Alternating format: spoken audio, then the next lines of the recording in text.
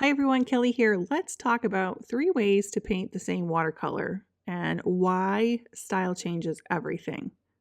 Well, recently I painted the same subject 3 different ways. It's a poinsettia, and it completely changed how the painting felt, how long it took, and how I felt while I was painting it.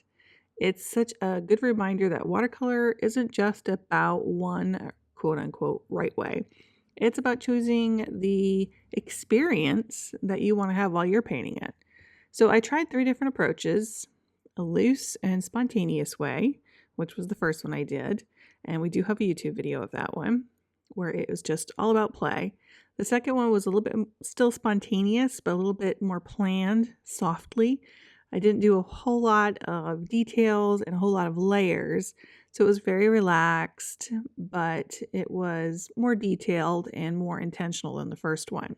And then the third one, which was very detailed, I was really building depth and layers on this one, and I really got to perfect what I was looking for. So let's talk about how each style taught me differently. The first one was that free flow, no plan version. This is just kind of where I started, see what things happen in a painting. No sketch, no roadmap, just paints, water, and movement. And this style feels very playful, very freeing, and I think it's where happy accidents live. The soft edges, maybe the unexpected blends of color. And I wasn't trying to control everything. I let the water kind of lead and just got to feel the flower rather than the details of the flower. And this approach works beautifully when you want energy and emotion and you don't want perfection. Or let's just say you just needed to loosen up. And I use that one as a warm up for me, which is really fun to do. And I could do warm ups really sometimes all day long. But the painting feels a little bit more fresh, very organic. It's fast, it's messy, but honestly, it's super fun. And I think this is probably one of my favorite ways to paint, especially when I'm doing my warm-ups. Then the second one was gently planned. Again, it was still planned, but it was still a loose style. I'd already kind of figured things out from the first one, what I liked, what I didn't like. And so that second version was kind of a middle ground. It gave me a loose plan, a basic flower kind of placement, the structure, but it still kind of kept the strokes just soft and kind of flowing and not too many layers. And this style feels like a conversation between painting and intuition, where I knew where the petals would be as I drew it out, but I didn't overthink the details too much. I focused a little bit on the light and the shadow, again, without getting lost in that perfection. And this approach is great when you want to do something that's very recognizable. It's real, but it's not tight. Or maybe you just don't want to fight with the paper, or you want to balance out the control and the flow, which is kind of like a happy medium in watercolor, and really where a lot of people kind of land, I think, in the middle, where you feel like it's done, but you're not really sure.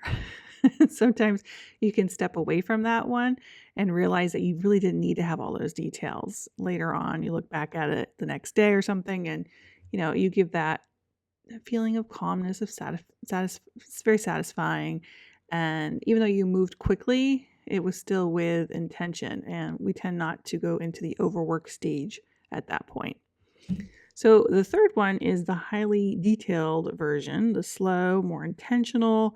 This one I recorded, but it was just me painting. I was listening to music. I wasn't doing it as a tutorial. And so I took a long time on this one. And this one takes a little bit more focus. I kind of was just in my own little world. Every stroke was kind of placed very carefully. I worked slowly. I adjusted the colors. I did a lot of layers and washes and tiny details in this one. And this one kind of feels very meditative. It also can feel heavy if you're not in the right headspace on this one. And there's less room for accidents because you're kind of really making more decisions of where you want things and how you want it to go. So this style kind of works best when you love that realism or very detailed work, or maybe you're a type A personality or perfectionist. You enjoy that slow, more thoughtful type painting. and you want to be more polished and you want a really defined final piece. And it's beautiful and it's completely different energy, I think, from the first two. So, really, why this matters for me as a watercolor artist, painting the same subject in different ways, it just kind of shows me that style isn't about skill level necessarily. It's kind of more about your intention. So every version required a different mindset for me. You know, the loose version needed trust. The semi-planned version of me needed that balance, and then the detailed version of me just needed patience. So really, there's no better way. It's just different ways, right? So some days you might want freedom, some days you might want structure, and some days you might want to just slow down and kind of disappear into details. And honestly, I think that is the beauty of watercolor. So this is just a little reminder. You don't have to pick one style and stay there forever. You can kind of move between them depending on your mood, maybe the time that you have during the day, or even your energy levels. That's not inconsistency. That really is growth. So, stepping back and looking at all three of these kind of side by side, I think what surprised me the most wasn't how different they looked, but how different they felt to paint. The loose one felt playful. I wasn't worried about rules. I wasn't worried about being right. I was just letting paint move and enjoying that process.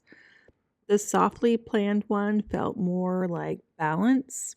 I slowed down a little bit. I still allowed myself to breathe and let things stay imperfect. And I think this is a style a lot of artists naturally land in when they're building confidence. And then the detailed one. That one required a totally different kind of energy from me. Every stroke mattered, and I had to pause more, I had to think more, and I had to really observe instead of rush. And honestly, I really loved that part of it. It felt quiet, it felt thoughtful, and it felt intentional. So I think that's a beautiful thing about watercolor.